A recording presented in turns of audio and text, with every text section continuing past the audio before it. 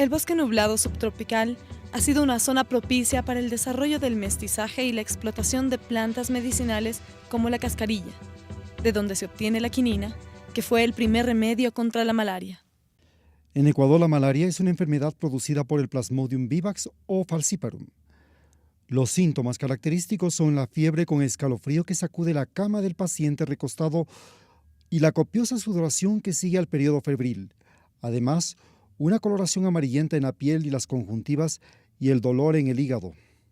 El Plasmodium vivax produce los ataques de escalofríos cada 3 días, que es el momento en que estallan los glóbulos rojos y tiene la particularidad de esconderse mejor en el hígado, por lo que desarrolló una resistencia a la quinina, en especial en la Amazonía. El Plasmodium falciparum se caracteriza por presentar los episodios de escalofrío, fiebre y sudor a día seguido, en horarios regulares en la mayoría de los casos, por lo que es más severo. Puede incluso desarrollar el paludismo cerebral, en que el paciente entra en coma y es muy difícil revertir. Presencié este drama en los pacientes cuando trabajaba en Esmeraldas, siendo hasta ahora la quinina intravenosa el medicamento indicado para estos casos. Oye, ¿cómo sabes de esta árbola? ¿Cómo le reconoces tú? ¿Por la hoja? Por la hoja, porque es amargo. Y ese color de las hojas así rojas, ¿no? Sí, Oye, ¿tiene flor también este árbol? sí, ¿Le podemos ver en alguna otra parte? sí.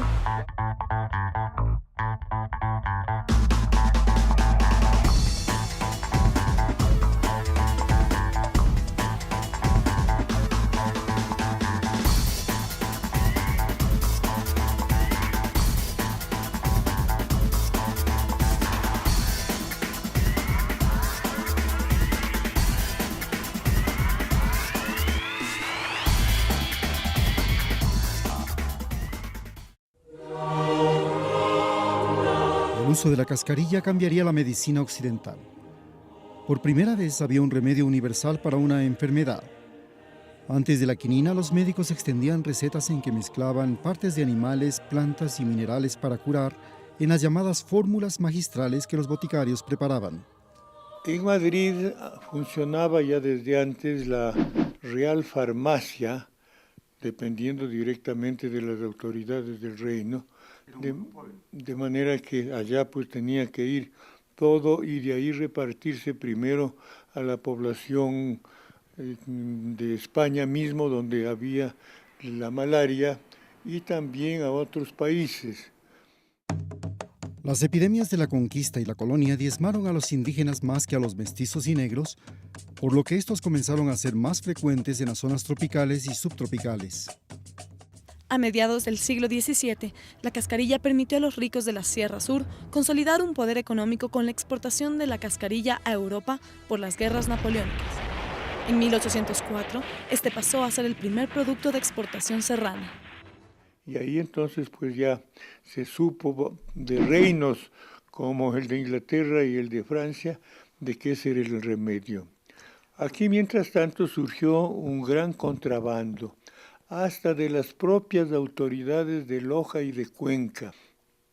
Y Eugenio de Santa Cruz y Espejo, que ya en ese tiempo era famoso médico y fue consultado, él escribió, y eso está publicado, su punto de vista para el rey, indicando que no era conveniente que se suprima la explotación, sino que se regule, que se pongan normas más rígidas para que no haya el contrabando, que se obligue a que por cada árbol de cascarilla que se tumbe se siembren 2 árboles, y entonces además porque indicaba que de eso vive mucha gente, cientos de familias, que si de un día para otro se prohíbe, eran gentes que luego no iban a tener con qué vivir. A comienzos del siglo XIX, los mestizos en los Andes se levantaron con un extraordinario ejército, al que se sumaron los mestizos de los hoy países del centro y norte de los Andes, bajo las órdenes de Simón Bolívar. Para ser ciudadano de la Gran Colombia y desde 1830 de la naciente República del Ecuador, era necesario ser blanco, criollo rico, católico, mayor de 21 años, saber leer y escribir y no ser mujer. En un territorio donde la mayor cantidad de habitantes estaban en los campos y eran mestizos e indígenas analfabetos. Al momento de la separación de Ecuador de la Gran Colombia, 3 ciudades se disputaban el poder: Esta disputa entre Quito, Guayaquil y Cuenca ha marcado la vida de los mestizos ecuatorianos, incluso en la forma de hablar. Estas disputas permitieron que desde 1830 al año 2000, la nueva República del Ecuador perdiera las 2/3 partes de su territorio, arrebatadas por Colombia y Perú, pues debido al afán de concentrar el poder, la riqueza y los conocimientos en estas ciudades, se descuidó el resto del país. De manera que cuando uno de los generales fue presionado por Napoleón que por qué no avanza, él le contestó porque la mitad de mis soldados están en los hospitales, y estaban en los hospitales principalmente por malaria.